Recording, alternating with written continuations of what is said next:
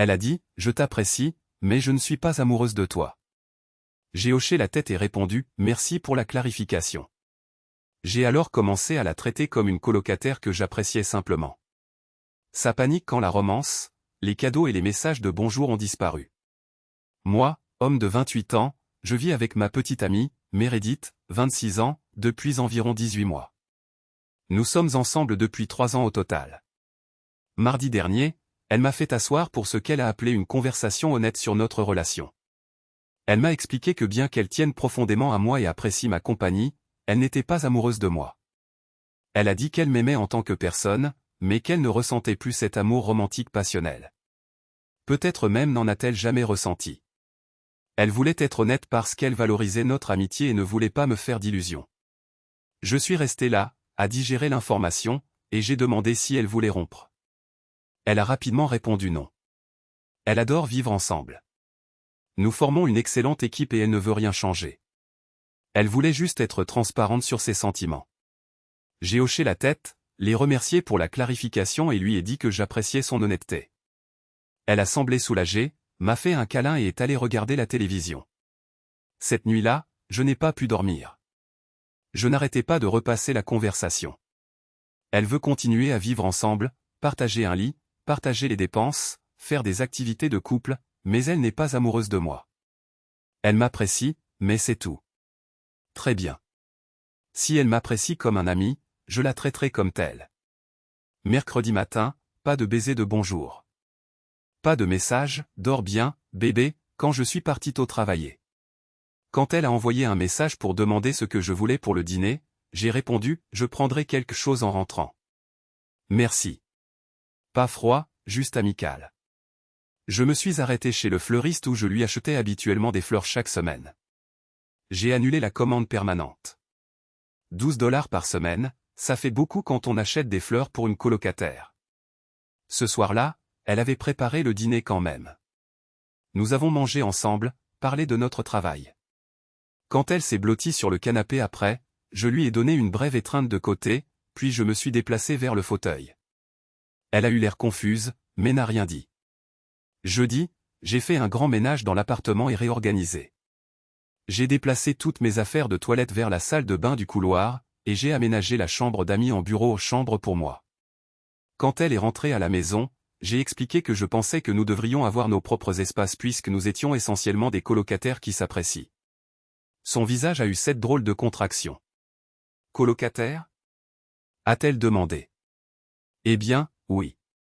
Tu m'apprécies ? Je. Comme toi. Nous partageons un logement. C'est ce que font les colocataires. Elle a soutenu que nous étions toujours ensemble, que nous sortions toujours ensemble. J'ai demandé comment cela pouvait fonctionner si elle n'était pas amoureuse de moi. Elle a répondu que beaucoup de couples ne sont pas amoureux mais entretiennent quand même une relation. J'ai dit que ça ressemblait à une amitié avec des avantages et que ce genre d'arrangement ne m'intéressait pas. Vendredi, les choses sont devenues intéressantes.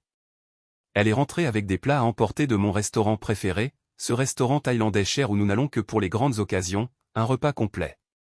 Elle a dit qu'elle voulait passer une bonne soirée ensemble. Je l'ai remerciée, j'ai mangé ma part, j'ai partagé l'addition avec elle sur Venmo, et je suis allé à la salle de sport. J'ai reçu environ 15 SMS pendant que j'étais sur le tapis de course. Tout, de, pourquoi agis-tu comme ça, ah, il faut qu'on parle, ou, rentre s'il te plaît pour qu'on puisse arranger ça. J'ai répondu, comme quoi ? Je pensais que tu serais contente. Tu es honnête au sujet de tes sentiments et je les respecte en adaptant mon comportement en conséquence. Pas de pression, pas d'attente, juste deux personnes qui s'apprécient et partagent un logement. Quand je suis rentré, elle m'attendait. Elle a dit que j'étais mesquin et puéril. Je suis resté calme. J'ai dit que je ne faisais que m'aligner sur son énergie. Elle veut un ami. Elle en a un, et un bon. Je partagerai les factures, ferai ma part des tâches ménagères, serai une compagnie agréable. Mais l'expérience du petit ami, la romance, les rendez-vous, les cadeaux, le soutien émotionnel, la planification de l'avenir, tout cela, c'est pour quelqu'un qui est réellement amoureux de moi. Elle a dormi dans notre chambre. J'ai dormi dans la chambre d'amis. Samedi matin, elle a préparé le petit déjeuner. 2 assiettes de son pain perdu signature, le genre qu'elle ne fait que. U-le pour les occasions spéciales ou quand elle veut quelque chose. Est-ce qu'on peut s'il te plaît revenir à la normale, a-t-elle demandé. C'est normal, ai-je dit. Pour des colocataires qui s'apprécient. Elle m'a accusé de la punir d'être honnête. J'ai dit que je ne punissais personne. J'étais juste honnête, moi aussi. Honnête sur ce que je suis prêt à donner à quelqu'un qui ne fait que m'apprécier. Ça fait 4 jours maintenant. L'ambiance dans l'appartement est tendue. Elle essaie sans cesse d'initier des choses de couple, soirée cinéma, dîner en tête-à-tête, projet de week-end. Je décline poliment ou suggère d'inviter d'autres amis pour que ce soit une activité de groupe. Je ne suis pas méchant. En fait, je suis un excellent colocataire. L'endroit est plus propre que jamais. Je respecte les heures de silence, son espace, je suis amical et cordial, je ne fais juste rien de ce qui relève du petit ami. La panique a commencé hier quand sa sœur est VE. Elle a appelé à propos du dîner d'anniversaire de sa mère le mois prochain. Elle a demandé si nous venions toujours ensemble. J'ai dit qu'elle devrait probablement juste dire que je ne pouvais pas venir. Quand elle a demandé pourquoi, je lui ai rappelé que les dîners de famille sont pour les couples et que nous ne sommes que des colocataires qui s'apprécient. L'expression sur son visage, vous savez, comme si elle avait soudain réalisé ce qu'elle avait gâché. Mais bon, elle a eu ce qu'elle voulait. L'honnêteté. Pas de pression. Juste 2 personnes qui s'apprécient coexistant dans le même espace. Mise à jour 1. Eh bien, ça a dégénéré exactement comme je le pensais. Ça fait 1 semaine que j'ai commencé l'opération colocataire, et Meredith perd la tête. Pas de manière colérique, plutôt comme un genre de « Attends, je ne voulais pas dire ça comme ça ». D'abord, laissez-moi répondre à quelques commentaires. Non, je ne suis pas passif-agressif. Je suis exactement ce qu'elle a dit qu'elle voulait. Quelqu'un qu'elle apprécie mais dont elle n'est pas amoureuse. Je la traite comme je traite mon pote Marcus, que j'apprécie mais dont je ne suis pas amoureux. Amical, respectueux, mais avec des limites. Alors, voici ce qui s'est passé. Lundi, elle a essayé d'initier un rapport sexuel. J'ai poliment refusé, disant que je n'étais pas à l'aise d'être intime avec quelqu'un qui n'était pas amoureux de moi. Elle a soutenu que beaucoup de gens ont des relations sexuelles occasionnelles. J'ai acquiescé mais j'ai dit que cela ne m'intéressait pas avec elle. Elle a vraiment dit, mais nous avons des relations sexuelles depuis 3 ans. Oui. Quand je pensais que nous étions amoureux, Meredith. Mardi, la question de la carte de crédit est apparue. Voyez-vous, nous avions un arrangement où je payais la plupart des sorties, des divertissements avec ma carte, et elle me virait sa moitié plus tard. Sauf qu'elle ne le fait généralement pas. Je n'avais jamais insisté parce que, vous savez, petit ami. Mais les colocataires partagent les choses équitablement. Alors, je lui ai envoyé une demande Venmo détaillée pour les 3 derniers mois. 1847 $. Sa moitié de tous les dîners, concerts, week-ends, etc. Elle m'a appelé immédiatement. Tu es sérieux là? Je lui ai dit, juste un décompte entre colocataires. Pas pressé, mais d'ici la fin du mois, ce serait super. Ses bégaiements étaient incroyables. Apparemment, elle pensait que c'était des cadeaux parce que je suis l'homme dans la relation. Je lui ai rappelé que nous n'étions pas en couple. Nous sommes des colocataires qui s'apprécient. Elle a raccroché. Mercredi, sa meilleure amie Chloé est venue, clairement envoyée comme émissaire. Nous avons tous dîné, en partageant les frais naturellement. Et Chloé n'arrêtait pas de faire des commentaires sur à quel point j'étais froid, comment Meredith était juste honnête à propos de ses sentiments et comment une relatie. Les relations évoluent. J'ai demandé à Chloé si elle voudrait sortir avec quelqu'un qui lui dirait explicitement qu'il n'est pas amoureux d'elle. Silence. Puis je lui ai demandé si elle voudrait que son petit ami fasse toutes les choses qu'un petit ami fait, fleurs, rendez-vous, soutien émotionnel, projet d'avenir tout en sachant qu'il ne l'aimait pas. Nouveau silence. Meredith lui a donné un coup de pied sous la table. Ce n'était pas subtil. Jeudi. Et c'est là que ça s'est corsé. La voiture de Meredith avait besoin de réparations. Des réparations majeures, pour un montant de 2200 $. Depuis 2 ans, devinez qui l'aidait avec les grosses dépenses de voiture? Ce type, parce que c'est ce que font les partenaires. Elle m'a envoyé un message pour me demander si je pouvais l'aider. Elle me rembourserait. J'ai répondu, désolé, c'est beaucoup d'argent. Peut-être essayer un plan de paiement avec le mécanicien. Elle a appelé immédiatement, au bord des larmes. Elle a dit qu'elle n'avait pas le crédit nécessaire pour un plan de paiement. Il s'avère que son crédit était fichu à cause d'anciens problèmes de prêts étudiants. J'ai compati. Je lui ai suggéré de demander à ses parents ou à Chloé. Mais tu m'aides toujours avec ça. J'avais l'habitude d'aider ma petite amie avec ce genre de choses, mais les colocataires ne couvrent généralement pas les grosses dépenses de l'autre. Le lendemain matin, elle a pris un Uber pour aller au travail. Cela lui a coûté 47 $ par trajet. Vendredi, elle a éclaté en sanglots. Elle a dit qu'elle ne voulait pas dire ça quand elle avait affirmé ne pas être amoureuse de moi. Elle traversait juste une période difficile, se sentait confuse, peut-être déprimée. Elle-même, elle est amoureuse de moi. Elle a juste eu peur de la tournure sérieuse que prenaient les choses. Je lui ai demandé de clarifier. M'avait-elle menti à ce moment-là, ou me ment-elle maintenant? Cela a arrêté les larmes très rapidement. Elle est devenue défensive. Elle a dit que je la manipulais. J'ai sorti les notes que j'avais prises après notre conversation originale. Oui, je documente les conversations importantes maintenant. Je les lui ai relues. Tu as dit que tu m'aimais bien, mais que tu n'étais pas amoureuse de moi. Tu as dit que tu voulais être honnête. Tu as dit que tu ne voulais rien changer. Je te donne exactement ce que tu as demandé. Elle a essayé de me faire douter de ma perception de la réalité, en disant que ce n'était pas ce qu'elle voulait dire, mais j'avais les preuves. Elle avait même envoyé un message à sa sœur ce soir-là. Elle me l'a montré pour prouver son point de vue, en disant « J'ai finalement dit à Ryan que je n'étais pas amoureuse de lui. Ça fait tellement de bien d'être honnête. » Samedi, hier, l'option nucléaire, elle a appelé ses parents, les amis sur haut-parleur, et leur a dit que j'étais émotionnellement violent en retirant mon affection après qu'elle se soit montrée vulnérable avec moi. Son père, que Dieu le bénisse, a demandé des détails. Elle a expliqué toute la situation. Un silence de mort.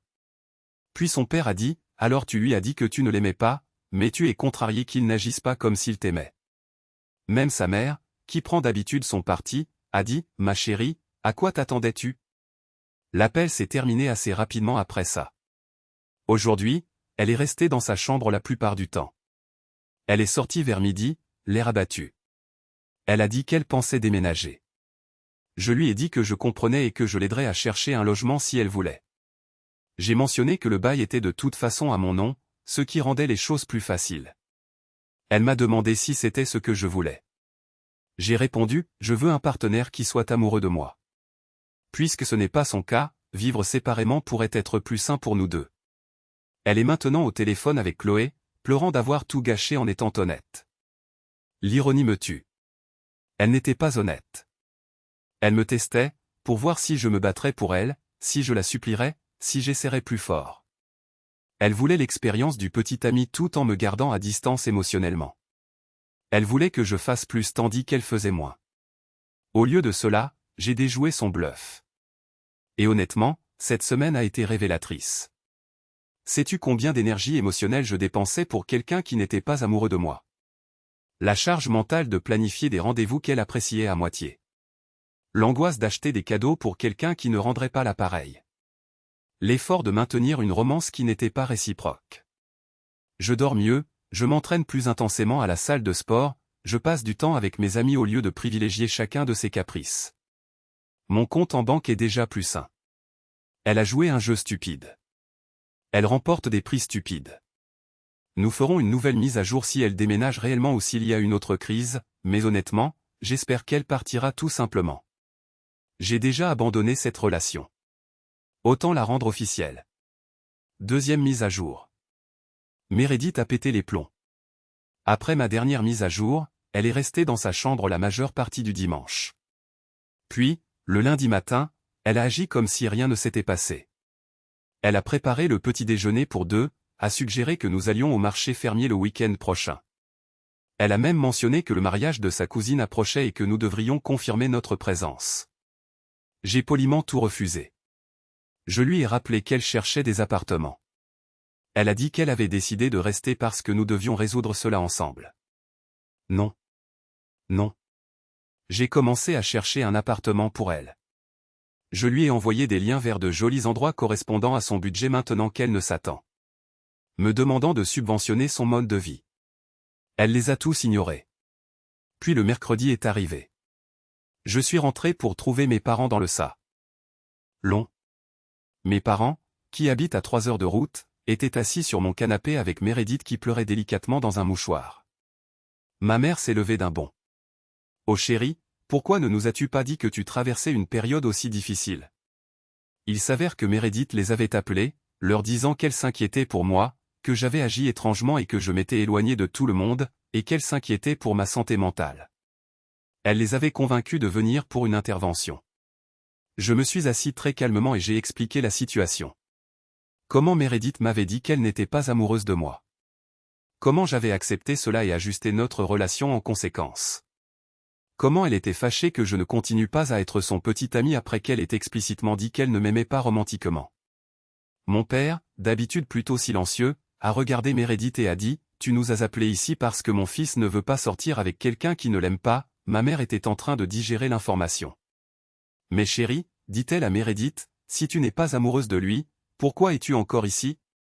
Les larmes ont recommencé à couler. Meredith a sangloté en expliquant qu'elle traversait une mauvaise passe et que je l'abandonnais dans son moment de besoin et à quel point j'étais cruel en punissant son honnêteté. Ma mère s'est tournée vers moi. « Est-ce que tu l'as puni ?» J'ai sorti mon téléphone, leur ai montré mes relevés bancaires, les fleurs que j'achetais chaque semaine, les dîners, les billets de concert, les voyages de week-end, tout cela à sens unique. Puis je leur ai montré mes dépenses actuelles. Partagées équitablement, comme des colocataires. Je ne la punis pas, maman. Je ne subventionne plus son mode de vie, c'est tout. Mon père est réellement parti. Tant mieux pour toi. Meredith a pété un câble. Elle m'a accusé de monter mes parents contre elle. Elle a dit que j'étais manipulateur et abusif financièrement. C'est à ce moment-là que la patience de ma mère a atteint ses limites. Chérie, a-t-elle dit à Meredith, de cette voix de mère d'un calme mortel. Tu as laissé mon fils payer pour ta vie tout en lui disant que tu ne l'aimais pas, et tu as l'audace de le traiter d'abusif. Ils sont partis peu après. Papa m'a serré la main en partant. Maman a murmuré qu'elle n'avait de toute façon jamais vraiment aimé Meredith. Les conséquences ont été intenses. Meredith s'est déclarée malade pour le reste de la semaine de travail. Elle a passé la majeure partie de ce temps à essayer différentes tactiques. Jeudi, love bombing. Elle a préparé des repas élaborés, acheté ma bière préférée, porté cette robe. Chose que j'avais mentionnée que j'appréciais il y a 2 ans. Je l'ai remerciée poliment, j'ai payé ma part des courses et j'ai continué ma journée. Vendredi, la colère, des cris sur la façon dont je l'avais humiliée devant mes parents, comment j'étais un sociopathe d'être si froid. J'ai enregistré ça, juste au cas où. Quand elle a eu fini, j'ai demandé si elle avait déjà trouvé un appartement. Samedi, la négociation. Peut-être que nous pourrions essayer à nouveau. Repartir de zéro. Elle irait en thérapie pour comprendre ses sentiments. Nous pourrions faire une thérapie de couple. J'ai dit, non merci. Je n'ai pas besoin de thérapie pour savoir que je mérite quelqu'un qui est réellement amoureux de moi. Dimanche, la dépression. Elle n'a pas quitté sa chambre, sauf pour prendre de l'eau. Chloé est passée prendre de ses nouvelles. Elle m'a lancé des regards noirs. Je lui ai offert un café et je lui ai demandé comment son propre petit ami réagirait si elle lui disait qu'elle n'était pas amoureuse de lui. Elle est partie assez vite. Puis vint le lundi. La véritable poussée d'extinction. Je me suis réveillé avec des messages de nos amis communs, beaucoup d'entre eux. Meredith avait publié sur les réseaux sociaux concernant notre rupture. Nous n'étions plus ensemble, mais passons. Mais voici le côté inventif. Elle a affirmé que j'avais exercé un contrôle financier tout au long de notre relation, que je l'avais isolée de ses amis et manipulée pour qu'elle devienne dépendante. La preuve, des captures d'écran de ses demandes Venmo. Prise hors contexte, cela donnait l'impression que je la saignais à blanc pour tout. Je n'ai pas répondu publiquement. Au lieu de ça, j'ai créé une discussion de groupe avec les amis qui m'avaient contacté, j'ai partagé toute l'histoire, les captures d'écran de ces messages, je ne suis pas amoureuse de toi, la liste détaillée montrant comment j'avais couvert 75% de nos dépenses communes pendant 2 ans. Les enregistrements de ces crises de nerfs, légaux dans notre état, avec le consentement d'une seule partie. Un par un, ils ont commencé à comprendre. Son récit s'est effondré assez rapidement quand les gens ont réalisé qu'elle voulait que je continue à tout payer après m'avoir dit qu'elle ne m'aimait pas. La meilleure réponse est venue de notre ami commun, Derek. Donc, elle t'a mis dans la « friendzone », mais voulait garder les avantages du petit ami. C'est dingue. La publication de Meredith a mystérieusement disparu dans la soirée. Mardi, hier, elle a finalement commencé à faire ses valises discrètement, efficacement. Sans faire de scène. J'ai appris par Chloé, qui m'a contacté pour s'excuser de m'avoir jugé, que les parents de Meredith lui avaient passé un savon après avoir vu le drama sur les réseaux sociaux. Apparemment, ils sont mortifiés et ont proposé de payer sa caution juste pour la faire sortir de mon appartement.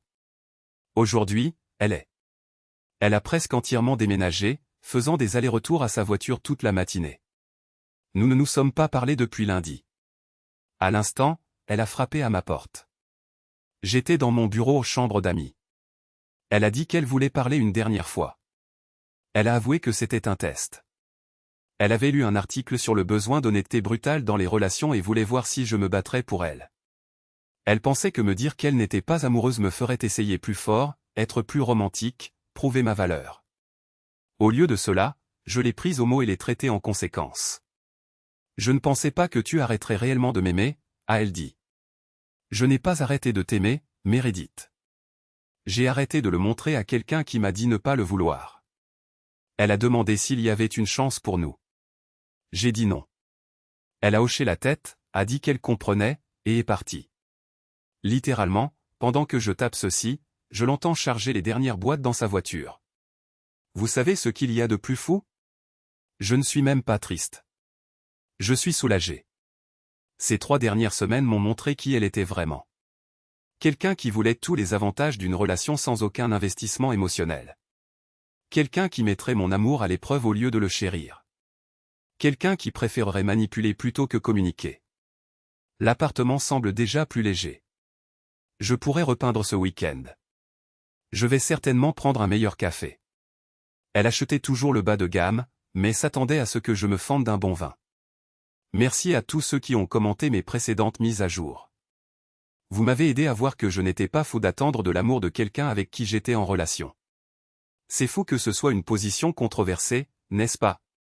À l'avenir, je fais une pause avec les rencontres. Je veux redécouvrir ce que j'aime vraiment par rapport à ce que je faisais pour la rendre heureuse. Je me suis déjà inscrit à ce cours de menuiserie dont j'avais parlé il y a 2 ans. Elle pensait que c'était une perte d'argent à l'époque. Oh, et pour ceux qui se posent la question, oui, je garde l'appartement. Mon nom est sur le bail. Je peux me le permettre seul et il est très bien situé. Elle emménage chez Chloé apparemment. Bonne chance à elle deux. Dernière mise à jour. Elle vient de m'envoyer un message pour me demander si je reconsidérerais la situation quand elle aurait eu le temps de travailler sur elle-même. Je n'ai pas répondu, j'ai juste bloqué son numéro. Parfois, la meilleure vengeance n'est ni dramatique ni élaborée. Parfois, c'est simplement prendre quelqu'un au mot et le laisser vivre avec les conséquences. Salut. J'ai une vie à vivre et ce sera avec quelqu'un qui est réellement amoureux de moi.